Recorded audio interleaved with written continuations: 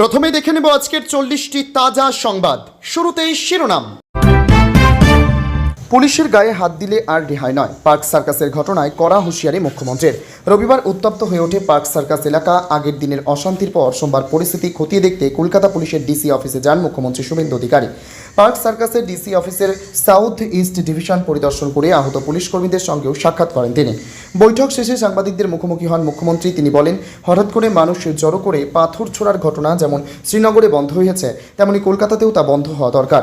গতকালের ঘটনায় আমার পুলিশ এবং কেন্দ্রীয় বাহিনীর অনেক সদস্য আহত হয়েছেন। তাদের সঙ্গে দেখা করতে এসেছি। গোটা বাহিনী অত্যন্ত ভালো কাজ করেছে, তাদের সমর্থন জানাতেই এখানে আসা। পুলিশ কর্মীদের উদ্দেশ্যে তিনি বলেন, জনস্বার্থে আপনারা কাজ করবেন, মুখ্যমন্ত্রী আপনাদের সঙ্গে আছেন, প্রশাসনও পাশে রয়েছে। একই সঙ্গে বিক্ষোভকারীদের হুঁশিয়ারি দিয়ে তিনি জানান, এই ধরনের কাজ থেকে বিরত থাকুন। পুলিশ মন্ত্রী হিসেবে শেষবার বলছি, কোনো পুলিশ কর্মীর গায়ে হাত পড়লে সরকার প্রয়োজনীয় সব রকম ব্যবস্থা নেবে। পুলিশ বাহিনীকে আরও সক্রিয় ভূমিকা নেওয়ার বার্তা দিয়ে শুভেন্দু বলেন, বিএনএস যা বলেছে এবং নেতৃত্ব যে নির্দেশ দেবে সেই অনুযায়ী নিশ্চিন্তে কাজ করুন। কলকাতা পুলিশের গৌরব ফিরিয়ে আনতে প্রশাসন সব রকম তাদের পাশে রয়েছে। ঘটনার তদন্ত ও আইন শৃঙ্খলা রক্ষায় প্রশাসনের কড়া অবস্থানের কথাও তুলে ধরেন তিনি। তার কথায়, ইতিমধ্যে 38 জনকে গ্রেপ্তার করা হয়েছে। নগরপাল নিজে পরিস্থিতির ওপর নজর রাখছেন। আইন অনুযায়ী ব্যবস্থা নেওয়া হবে। পার্ক সার্কাসই শেষ ঘটনা। বাংলায় আর এই ধরনের ঘটনা বরদাস্ত করা হবে না। যদি কেউ আইন ভাঙার চেষ্টা করেন তাহলে আমার চেয়ে কঠোর পুলিশ মন্ত্রী আর কেউ হবে না। শহরের কোনো রাস্তায় নামাজ পড়া যাবে না। দায়িত্ব নিয়ে এই ঘোষণা ও বিজ্ঞপ্তি জারি করেছে বিজেপি সরকার। একই সঙ্গে ধর্মীয় অনুষ্ঠানে প্রকাশ্যে পশু হত্যা চলবে না। এমনটা হলে তা আইনত অপরাধ হিসেবেই গণ্য করা হবে। অভিযুক্তের বিরুদ্ধে কড়া পদক্ষেপের সিদ্ধান্ত নিয়েছে রাজ্য সরকার। এই বিজ্ঞপ্তির প্রতিবাদে রবিবার দুপুরে পার্ক সার্কাস মোড়ে বিক্ষোভ শুরু হয়। পথ অবরোধ করেন সংখ্যালঘু মানুষের একাংশ। পুরুষ মহিলা নির্বিশেষে সেই প্রতিবাদ অবরোধ যোগ দেন। পুলিশ অবরোধ সরানোর চেষ্টা করলে উর্দিধারীদের ওপর চড়াও হন বিক্ষোভকারীরা। পুলিশকে আক্রমণ করেন তারা। ভাঙচুর চালানো হয় পুলিশের একাধিক গাড়িতে। পরিস্থিতি নিয়ন্ত্রণে আনতে লাঠিচার্জ করতে বাধ্য হয় কলকাতা পুলিশ। এলাকায় মোতায়েন করা হয় কেন্দ্রীয় বাহিনী। তারপরেই উত্তপ্ত হয়ে ওঠে এলাকা। নিজের বুথে জিততে পারেন না, আপনার রাজনৈতিক দিন শেষ। মমতাকে নিশানা শুভেন্দুর।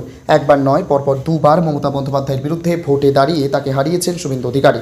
2021-এ নন্দীগ্রামের পর এবার ভবানীপুরে দুবারই জয়ের মুখ দেখেছেন শুভেন্দু অধিকারী। সেই প্রসঙ্গ তুলেই ফের একবার তৃণমূল নেত্রীকে নিশানা করলেন মুখ্যমন্ত্রী মমতা বন্দ্যোপাধ্যায়। যেখানে ভোট দিয়েছেন মিত্র ইনস্টিটিউশন, 4টি বুথেই আপনাদের ভাই শুভেন্দু লেট। যিনি নিজের বুথ জিততে পারেন না, তাকে দরজা দেখিয়ে দিয়েছে বাংলার মানুষ। আপনার রাজনৈতিক দিন শেষ। টাটা বাই বাই, খতম, পুরা খতম। 21-এর হোম ম্যাচে নন্দীগ্রামে মমতা বন্দ্যোপাধ্যায়কে হারিয়েছিলেন। 26-এ অ্যাওয়ে ম্যাচে ভবানীপুরে ফের মমতা বন্দ্যোপাধ্যায়কে হারিয়েছেন। একই সঙ্গে জয়ী হয়েছেন নন্দীগ্রাম আসনেও। ভবানীপুর আসন যে এবার প্রেস্টিজ ফাইট ছিল তা গোড়াতেই স্পষ্ট হয়ে যায়, কারণ মমতা বন্দ্যোপাধ্যায়ের বিপক্ষে শুভেন্দু অধিকারীকে প্রার্থী করে বিজেপি। শুধু তাই নয়, এই কেন্দ্রে নির্বাচনী লড়াইয়ের জন্য সেদিন শুভেন্দু মনোনয়ন জমা দেন। সেদিন তার সঙ্গে হাজির ছিলেন কেন্দ্রীয় স্বরাষ্ট্রমন্ত্রী অমিত শাহ। 2021 সালে নন্দীগ্রামে মহারথীকে ধরাশায়ী করার পর থেকে বিজেপির শীর্ষ নেতৃত্বে সুনজরে চলে এসেছিল শুভেন্দু। মুখ্যমন্ত্রীকে হারিয়ে গোটা দেশে তোলপাড় ফেলে দিয়েছিলেন। তারপর থেকে বিজেপির কেন্দ্রীয় নেতৃত্বের ভরসা আরও বেড়ে যায় তার উপর, এমন বলে থাকে ওয়াকিবহল মহল। সেই ভরসার জায়গা থেকে এবারও মমতা বন্দ্যোপাধ্যায়ের বিরুদ্ধে নির্বাচনী লড়াইয়ে শুভেন্দুকে দাঁড় করায় বিজেপি। যে চ্যালেঞ্জ গ্রহণ করেন শুভেন্দু, যে ভবানীপুর তৃণমূল নেত্রীর কেন্দ্র, সেখানেই তাকে পরাস্ত করেন। 15,105 ভোটে হারান তাকে। অর্থাৎ যখনই মমতা বন্দ্যোপাধ্যায়ের মুখোমুখি হয়েছেন নির্বাচনী প্রতিদ্বন্দ্বিতায়, তখনই শেষ হাসি হেসেছেন শুভেন্দুই। বারবার জায়ান্ট কিলার হিসাবে সাফল্যের সঙ্গে উত্তীর্ণ হওয়ায় আরও বড় পদ প্রাপ্তি হয়েছে তার। এখন রাজ্যের মুখ্যমন্ত্রী শুভেন্দু অধিকারী। নন্দীগ্রাম ও ভবানীপুর দুই কেন্দ্র থেকেই জয়ী হওয়ায় যে কোনো একটা আসন তাকে ছাড়তে হতো সাংবিধানিক নিয়ম মেনে। সে মতো নন্দীগ্রাম আসন ছেড়ে দিয়ে ভবানীপুর রেখে দিয়েছেন শুভেন্দু। ভবানীপুরের বিধায়ক হিসেবে শপথ নিয়েছেন তিনি। ভবানীপুর তাকে ভোট দিয়েছে উজাড় করে। তার মাথায় হাত রেখে বলেছে, বিজয়ী ভব। গত বুধবারই তার বিজয় যাত্রা বেরোয় ভবানীপুরে।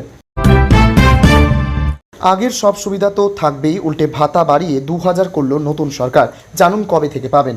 রাজ্যে নতুন সরকার গঠনের পরপরই সাধারণ মানুষের জন্য বড়সড় উপহারের ঘোষণা করল শুভেন্দু অধিকারীর নেতৃত্বাধীন মন্ত্রিসভা। নির্বাচনী প্রতিশ্রুতি মেনে এক ধাক্কায় দ্বিগুণ করা হচ্ছে রাজ্যের একাধিক সামাজিক সুরক্ষা ভাতা। বার্ধক্য ভাতা থেকে শুরু করে বিধবা ভাতা এবং প্রতিবন্ধী ভাতা, এবার থেকে প্রতি ক্ষেত্রেই উপভোক্তারা দ্বিগুণ টাকা পেতে চলেছেন। দীর্ঘক্ষণ ধরেই রাজ্যের প্রবীণ নাগরিকরা মাসে 1000 টাকা করে বার্ধক্য ভাতা পেয়ে আসছিলেন। নতুন সিদ্ধান্তের পর এখন থেকে তারা মাসে 2000 টাকা করে পাবেন। একই নিয়ম প্রযোজ্য হচ্ছে বিধবা ভাতা এবং বিশেষভাবে সক্ষমদের ভাতার ক্ষেত্রেও। এই দুই সামাজিক প্রকল্পের উপভোক্তারা এতদিন মাসে 1,000 টাকা করে পেতেন, যা বাড়িয়ে 2,000 টাকা করার সিদ্ধান্ত নেওয়া হয়েছে। সম্প্রতি রাজ্যের নারী, শিশু কল্যাণ ও সমাজ কল্যাণ দপ্তরের মন্ত্রী হিসেবে শপথ নিয়েছেন অগ্নিমিত্রা পাল। দায়িত্বভার গ্রহণের পরেই তার দপ্তর এই ভাতা বৃদ্ধির ফাইলে অনুমোদন দিয়েছে। বিধানসভা নির্বাচনের আগে বিজেপির ইস্তেহারে সামাজিক ভাতা দ্বিগুণ করার স্পষ্ট প্রতিশ্রুতি দেওয়া হয়েছিল। সরকার গঠনের এক সপ্তাহের মধ্যেই সেই কথা রাখল নতুন মন্ত্রিসভা। এর আগে মুখ্যমন্ত্রী শুভেন্দু সাধারণ মানুষকে আশ্বস্ত করে জানিয়েছিলেন যে আগের সরকারের চালু করা কোনো সামাজিক প্রকল্প বা জনকল্যাণমূলক কাজ বন্ধ করা হবে না, বরং সেগুলির সুবিধা আরও বাড়ানো হবে। আগামী জুন মাস থেকে এই বর্ধিত হারের টাকা সরাসরি উপভোক্তাদের ব্যাংক অ্যাকাউন্টে পাঠানো শুরু হবে। খুব শীঘ্রই সরকারের তরফ থেকে এই সংক্রান্ত আনুষ্ঠানিক নির্দেশিকা জারি করে বিস্তারিত দিনক্ষণ ঘোষণা করা হতে পারে। সরকারের এই সিদ্ধান্তে স্বাভাবিকভাবেই খুশি রাজ্যের লাখো লাখো প্রবীণ, বিধবা ও বিশেষভাবে সক্ষম মানুষ। আমেরিকার ষড়যন্ত্রে গদি হারিয়েছিলেন ইমরান। বিস্ফোরক তথ্যে তোলপাড় পাকিস্তানের রাজনীতিতে ইমরান খানের ক্ষমতাচ্যুতি নিয়ে দীর্ঘদিনের বিতর্ক এবার এক নতুন মোড় নিল। মার্কিন তদন্তমূলক খবরের ওয়েবসাইট ড্রপ সাইটের ফাঁস হওয়া একটি গোপন নথি বা সাইফার থেকে জানা গেছে 2022 সালে পাকিস্তানের প্রাক্তন প্রধানমন্ত্রী ইমরান খানের সরকার পতনের নেপথ্যে ওয়াশিংটনের সরাসরি ভূমিকা ছিল। রুশ ইউক্রেন যুদ্ধে পাকিস্তানের নিরপেক্ষ অবস্থান এবং আফগানিস্তান ইস্যুতে আমেরিকার সাথে দ্বিমত পোষণের কারণে ইমরানকে ক্ষমতা থেকে সরাতে সক্রিয় চক্রান্ত করা হয়েছিল। ফাঁস হওয়া নথি অনুযায়ী 2022 সালে মার্চ মাসে মার্কিন আধিকারিক ডোনাল্ড লু এবং ওয়াশিংটনে নিযুক্ত তৎকালীন পাক রাষ্ট্রদূত আসাদ মাজিদ খানের মধ্যে একটি অত্যন্ত গুরুত্বপূর্ণ বৈঠক হয়। সেই বৈঠকে মার্কিন প্রশাসনের পক্ষ থেকে স্পষ্ট বার্তা দেওয়া হয়েছিল, পাকিস্তান যদি ইমরান খানকে ক্ষমতা থেকে সরাতে পারে তবে আমেরিকার সাথে তাদের দ্বিপাক্ষিক সম্পর্কের জটিলতা দূর হবে এবং ওয়াশিংটন সবকিছু ক্ষমা করে দেবে। এই বৈঠকের মাত্র কয়েকদিনের মধ্যেই পাকিস্তানের সংসদে নাটকীয়ভাবে অনাস্থা প্রস্তাব এনে ইমরান খানকে গদিচ্যুত করা হয়, যা এই ষড়যন্ত্রের তত্ত্বকে আরও জোরালো করেছে। ইমরান খানের স্বাধীন বিদেশ নীতি তার জন্য কাল হয়েছিল বলে মনে করছেন বিশ্লেষকরা। বিশেষ করে আফগানিস্তানে তালিবান বিরোধী অভিযানের জন্য পাকিস্তানের মাটি ও সেনাঘাঁটি ব্যবহার করতে না দেওয়ার অনমনীয় সিদ্ধান্ত ওয়াশিংটনকে যুদ্ধ করেছিল। একই সাথে রাশিয়ার সাথে ইমরান সরকারের সুসম্পর্ক বজায় রাখার চেষ্টাও আমেরিকাকে ভালোভাবে নেয়নি। অন্যদিকে রিপোর্টে দাবি করা হয়েছে যে ইমরান ক্ষমতাচ্যুত হওয়ার অনেক আগে থেকেই পাকিস্তানের সামরিক বাহিনী গোপনে আমেরিকার সাথে যোগাযোগ রক্ষা করে চলছিল। ইমরান সরকার পতনের পর নতুন সরকার গঠিত হলে পাক সেনাবাহিনী আমেরিকার সাথে ঘনিষ্ঠতা বহুগুণ বাড়িয়ে দেয়, যার অংশ হিসেবে ইউক্রেন যুদ্ধে গোপনে গোলা বারুদ সরবরাহ করেছিল ইসলামাবাদ। ইমরান খান বরাবরই দাবি করে আসছিলেন যে পাকিস্তানের দুটি প্রধান রাজনৈতিক দল এবং বিদেশি শক্তির মদতেই তার সরকারের পতন ঘটানো হয়েছে। নতুন এই তথ্য প্রকাশের পর পাকিস্তানের অভ্যন্তরীণ রাজনীতি ও আন্তর্জাতিক মহলে তীব্র চাঞ্চল্য তৈরি হয়েছে। উস্কানিমূলক মন্তব্যে এফআইআর, হাইকোর্টের দ্বারস্থ অভিষেক। কলকাতা হাইকোর্টের দ্বারস্থ অভিষেক বন্দ্যোপাধ্যায় ভোট প্রচারে উস্কানিমূলক মন্তব্য করার অভিযোগ বিধাননগর পুলিশ কমিশনের সাইবার ক্রাইম শাখায় তার বিরুদ্ধে এফআইআর দায়ের হয়েছে। সেই এফআইআরকে চ্যালেঞ্জ করে আদালতের দ্বারস্থ হয়েছেন তৃণমূলের সর্বভারতীয় সাধারণ সম্পাদক। 26-এর বিধানসভা ভোটের প্রচারে চলাকালীন প্রায় প্রতি সভা থেকেই বিজেপির বিরুদ্ধে লাগাতার কড়া ভাষায় আক্রমণ শানিয়েছিলেন অভিষেক বন্দ্যোপাধ্যায়।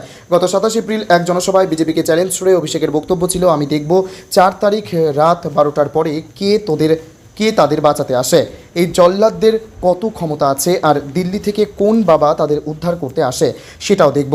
এই মন্তব্যের বিরোধিতা করেই গত কয়েকদিন আগে তৃণমূলের সর্বভারতীয় সাধারণ সম্পাদকের বিরুদ্ধে পুলিশের দ্বারস্থ হন বাগুইহাটির বাসিন্দা রাজীব সরকার। তার অভিযোগের ভিত্তিতেই এফআইআর দায়ের করা হয়। অভিযোগের সপক্ষে তৃণমূল নেতার বিভিন্ন সভার বক্তব্যের ক্লিপসিংও থানায় জমা দিয়েছেন রাজীব সরকার। গত 27 এপ্রিল এক জনসভায় বিজেপিকে চ্যালেঞ্জ করে অভিষেকের বক্তব্য ছিল, আমি দেখব 4 তারিখ রাত 12টার পর কে তাদের বাঁচাতে আসে, এই জল্লাদদের কত ক্ষমতা আছে আর দিল্লি থেকে কোন বাবা তাদের উদ্ধার করতে আসে সেটাও দেখব। এই মন্তব্যের বিরোধিতা করতে গত কয়েকদিন আগে তৃণমূলের সর্বভারতীয় সাধারণ সম্পাদকের বিরুদ্ধে পুলিশের দ্বারস্থ হন বাগুইহাটির বাসিন্দা রাজীব সরকার।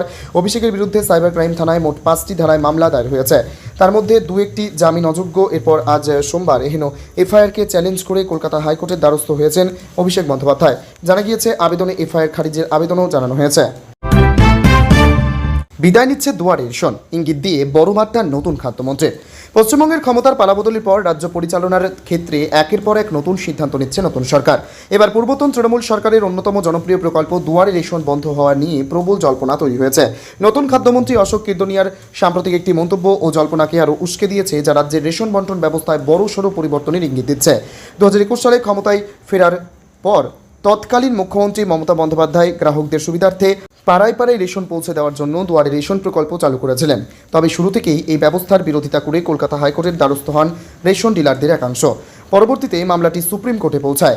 সম্প্রতি কেন্দ্রীয় সরকারও সুপ্রিম কোর্টে পিটিশন ফাইল করে স্পষ্ট জানিয়েছে যে জাতীয় খাদ্য সুরক্ষা আইনের অধীনে থাকা প্রধানমন্ত্রী গরিব কল্যাণ অন্ন যোজনার চাল গম এভাবে বন্টন করা যাবে না। তাছাড়া দেশজুড়ে চালু থাকা one nation one ration card নীতির সঙ্গেও এই ব্যবস্থা সামঞ্জস্যপূর্ণ নয়। রাজ্য সরকার পরিবর্তনের ফলে সুপ্রিম কোর্টে এই মামলা নিয়ে রাজ্যের অবস্থানও বদলে গেছে। প্রকল্পের ভবিষ্যৎ নিয়ে খাদ্যমন্ত্রী অশোক কীর্তনিয়া জানিয়েছেন, রেশন আইনে অনুমোদন থাকলে তবেই এই প্রকল্প চালু থাকবে, নতুবা এটি বন্ধ হয়ে যাবে। বিশেষজ্ঞদের মতে আইনি জটিলতা, কেন্দ্রীয় আপত্তি এবং বিপুল আর্থিক ব্যয়ের কারণে নতুন সরকার এই প্রকল্প বন্ধ করার পথে হাঁটতে পারে। এর ফলে গ্রাহকদের পুনরায় আগের মতো নির্দিষ্ট রেশন দোকানে গিয়ে খাদ্যশস্য সংগ্রহ করতে হতে পারে। ধর্মের ভিত্তিতে ভাতা বন্ধে খুশি, এবার পুজোর অনুদান বন্ধের দাবি হুমায়ুনের। সোমবার মন্ত্রিসভার বৈঠকে গৃহীত হয়েছে বড় সিদ্ধান্ত, রাজ্যে ধর্মের ভিত্তিতে বন্ধ করা হচ্ছে ভাতা। বিজেপি সরকারের এই সিদ্ধান্ত খুশি আমজনতা উন্নয়ন পার্টির প্রতিষ্ঠাতা চেয়ারম্যান তথা বিধায়ক হুমায়ুন কবির। তিনি বললেন, ভাতা কখনোই সার্বিক উন্নয়ন নয়, খুব ভালো সিদ্ধান্ত, তবে পুজোর অনুদানও বন্ধ করার দাবি জানিয়েছেন তিনি। নির্বাচনের আগে ভাতা নয় ভাতের ডাক দিয়েছিল বিজেপি। সংকল্পপত্রে কর্মসংস্থান এবং সুশাসনের প্রতিশ্রুতি দিয়েছিল পদ্ম ব্রিগেড। সেই পথেই সরকার গঠনের 9 দিনের মাথায় বিরাট ঘোষণা করেন অগ্নিমিত্রা পাল। মুখ্যমন্ত্রী শুভেন্দু অধিকারীর নির্দেশে সাংবাদিক বৈঠকে একাধিক বড় ঘোষণা করেন নারী ও শিশু কল্যাণ মন্ত্রী। জানিয়ে দেন, ধর্মীয় শ্রেণীবিন্যাসের ভিত্তিতে তথ্য ও সংস্কৃতি দপ্তর এবং সংখ্যালঘু বিষয়ক ও মাদ্রাসা শিক্ষা দপ্তরে প্রদত্ত সহায়তামূলক প্রকল্প বন্ধ হবে। অর্থাৎ মমতা আমলে চালু ইমাম মুয়াজ্জেম পুরোহিত ভাতা বন্ধ হচ্ছে। বঙ্গের তৃণমূল জামানায় তোষণের রাজনীতিতে ভাতাকে হাতিয়ার করাই সরব হয়েছিল বিজেপি। রাজ্যের অর্থনৈতিক শিরদাঁড়া রেউরি সংস্কৃতিতে নুইয়ে পড়েছে বলে সরব হয় তৎকালীন বিরোধী দল। এবার ধর্মের ভিত্তিতে বৈষম্যমূলক সমস্ত প্রকল্প বন্ধ করল সরকার। সরকারের এই সিদ্ধান্তে খুশি রাজ্যবাসী। একই সুর আমজনতা উন্নয়ন পার্টির প্রতিষ্ঠাতা চেয়ারম্যান তথা বিধায়ক হুমায়ুন কবিরের গলায়। তিনি বলেন, খুব ভালো সিদ্ধান্ত, কোনো নির্দিষ্ট ধর্মের ভিত্তিতে কাউকে বাড়তি সুবিধা পাইয়ে দেওয়া কখনোই কাম্য নয়। হুমায়ুনের দাবি, এবার বন্ধ করা হোক পুজোর অনুদান। বুলডোজার রাজনীতির বিরুদ্ধে মমতা হাওড়া তিলজলার উচ্ছেদ অভিযান ঘিরে কেন্দ্রকে নিশানা। হাওড়া স্টেশন চত্বর, তিলজলা ও পার্ক সার্কাস এলাকায় উচ্ছেদ অভিযান ঘিরে সরব হলেন মমতা বন্দ্যোপাধ্যায়। সাধারণ মানুষের ওপর বুলডোজার রাজনীতি চাপিয়ে দেওয়া হচ্ছে বলে অভিযোগ তুলে কেন্দ্রীয় সরকারের বিরুদ্ধে তীব্র আক্রমণ শানালেন তিনি। মমতার বক্তব্য, বাংলার মানুষ ভয় দেখিয়ে বা জোর করে শাসন মানে না। মমতা বন্দ্যোপাধ্যায় বলেন, ঘরবাড়ি থেকে হকার স্টল, রাজনৈতিক ঔদ্ধত্যের মূল্য দিতে হচ্ছে গরিব মানুষকে। রবীন্দ্রনাথ ও নেতাজির বাংলায় ভয় দেখিয়ে শাসন করা যায় না। তার অভিযোগ, দিনমজুর, ফুটপাত ব্যবসায়ী, ছোট দোকানদার ও নিম্নবিত্ত পরিবারগুলির জীবন জীবিকা বিপদের মুখে ঠেলে দেওয়া হচ্ছে। মমতা আরও দাবি করেন, হাওড়া স্টেশন সংলগ্ন এলাকায় বৃহৎ উচ্ছেদ অভিযান তিলজলা ও পার্ক সার্কাসে ক্ষোভ, বিক্ষোভ এবং আশ্রয় হারানো মানুষের হতাশা প্রমাণ করছে। সরকার মানবিকতার বদলে শুধুই বাহ্যিক প্রদর্শনে ব্যস্ত। মানুষের কথা না শুনে আগে ভাঙচুর চালানো হচ্ছে বলেও অভিযোগ করেন তিনি। তার বক্তব্য, বাংলার সংস্কৃতি, সহমর্মিতা ও প্রতিবাদের ঐতিহ্যের সঙ্গে বুলডোজার রাজনীতি মানানসই নয়। উন্নয়ন মানে দুর্বল মানুষকে সরিয়ে দেওয়া নয়, বরং তাদের মর্যাদা রক্ষা করা। এই মন্তব্য ঘিরে রাজ্যের রাজনৈতিক মহলে নতুন করে চাপানোতর শুরু হয়েছে। বিরোধীদের একাংশ পাল্টা দাবি করেছে, বেআইনি দখলমুক্ত করতে প্রশাসন পদক্ষেপ করছে। যদিও তৃণমূল কংগ্রেসের বক্তব্য, সাধারণ মানুষের মাথার ওপর থেকে ছাদ কেড়ে নিয়ে উন্নয়নের কথা বলা যায় না। 1 জুন থেকে মিলছে যুবশক্তি প্রকল্পের 3000 টাকা। বেকার ভাতা পেতে করতে হবে নতুন আবেদন। পশ্চিমবঙ্গে ক্ষমতার পালাবদলের পর নির্বাচনী প্রতিশ্রুতি পূরণে বড় পদক্ষেপ নিতে চলেছে নতুন বিজেপি সরকার। আগামী 1 জুন থেকে রাজ্যের বেকার যুবক যুবতীদের জন্য চালু হতে যাচ্ছে বহুল প্রতীক্ষিত যুবশক্তি প্রকল্প। এই প্রকল্পের আওতায় যোগ্য প্রার্থীরা প্রতি মাসে 3000 টাকা করে বেকার ভাতা পাবেন। তবে এই আর্থিক সুবিধা পেতে হলে চাকরি প্রার্থীদের সম্পূর্ণ নতুন প্রক্রিয়ায় যুবশক্তি ভরসা কার্ডের জন্য আবেদন করতে হবে। পূর্বতন তৃণমূল সরকারের আমলে রাজ্যে যুবশ্রী ও যুবসাথীর মতো বেকার ভাতা চালু ছিল। এর পাশাপাশি গত ফেব্রুয়ারিতেও বেকার ভাতার পরিধি বাড়ানোর ঘোষণা করা হয়েছিল। তবে রাজনৈতিক পট পরিবর্তনের পর এবার সম্পূর্ণ নতুন আঙ্গিকে যুবশক্তি প্রকল্প আনতে চলেছে বর্তমান সরকার। প্রশাসনিক সূত্রে খবর, পূর্বের তালিকায় নাম থাকলেও এই 3000 টাকার ভাতা পেতে গেলে চাকরি প্রার্থীদের নতুন করে যুবশক্তি ভরসা কার্ডের জন্য আবেদন জানাতে হবে। আগের আবেদনকারীরা স্বয়ংক্রিয়ভাবে এই সুবিধা পাবেন না। দিল্লি থেকে কোন বাবা উদ্ধার করতে আসে দেখব, সেই মন্তব্যের জেরেই এবার হাইকোর্টে অভিষেক। এফআইআর খারিজের দাবিতে এবার হাইকোর্টে অভিষেক বন্দ্যোপাধ্যায়। ভোটের প্রচার পর্বে উস্কানিমূলক মন্তব্য, এবার অভিযোগে দায়ের হওয়া এফআইআরকে চ্যালেঞ্জ জানিয়ে কলকাতা হাইকোর্টের দ্বারস্থ হলেন তৃণমূলের সর্বভারতীয় সাধারণ সম্পাদক অভিষেক বন্দ্যোপাধ্যায়। বিধাননগর পুলিশের সাইবার ক্রাইম শাখায় তার বিরুদ্ধে এই মামলা রুজু করা হয়েছিল।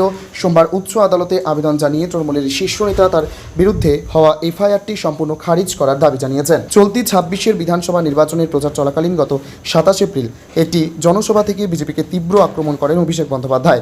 সেখানে তিনি হুঁশিয়ারি সুরে বলেন, আমি দেখব 4 তারিখ রাত 12টার পর কে তাদের বাঁচাতে আসে, এই জল্লাদদের কত ক্ষমতা আছে, আর দিল্লি থেকে কোন বাবা তাদের উদ্ধার করতে আসে সেটাও দেখব।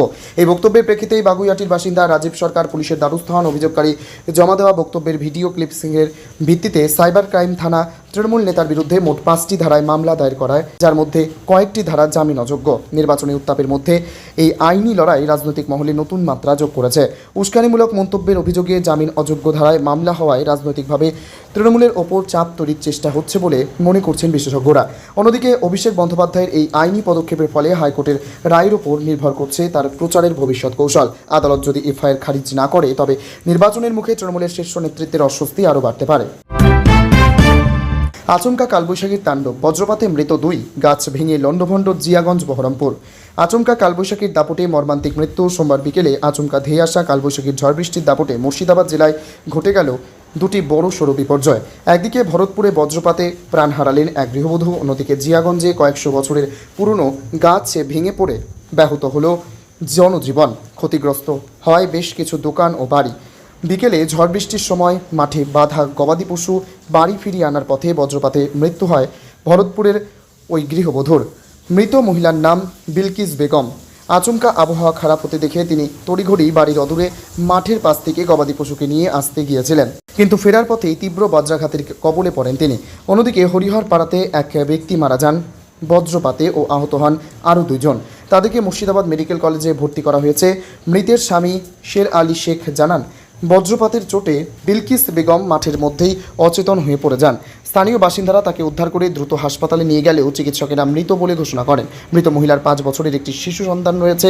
মায়ের এই আকস্মিক মৃত্যুতে পরিবারটি বাকরুদ্ধ এবং গোটা ভরতপুর এলাকায় গভীর শোকের ছায়া নেমে এসেছে। ঘটনার খবর পেয়েই ভরতপুর থানার পুলিশ হাসপাতালে ও ঘটনাস্থলে পৌঁছে মৃতদেহটি উদ্ধার করে ময়নাতদন্তের জন্য মর্গে পাঠায়। অন্যদিকে সোমবার দুপুরে ভয়াবহ কালবৈশাখী ঝড়ের তাণ্ডবের সাক্ষী রইল জিয়াগঞ্জ ফুলতলা বাসস্ট্যান্ড থেকে সদরঘাট যাওয়ার মুখ্য রাস্তায় একটি কয়েকশো বছরের পুরনো বিশাল গাছ ভেঙে পড়ে বিপত্তি ঘটে। গাছটি ভেঙে পড়ায় রাস্তার পাশে থাকা বেশ কয়েকটি দোকান এবং ঠিক নিচে অবস্থিত একটি বাড়ি মারাত্মকভাবে ক্ষতিগ্রস্ত হয়।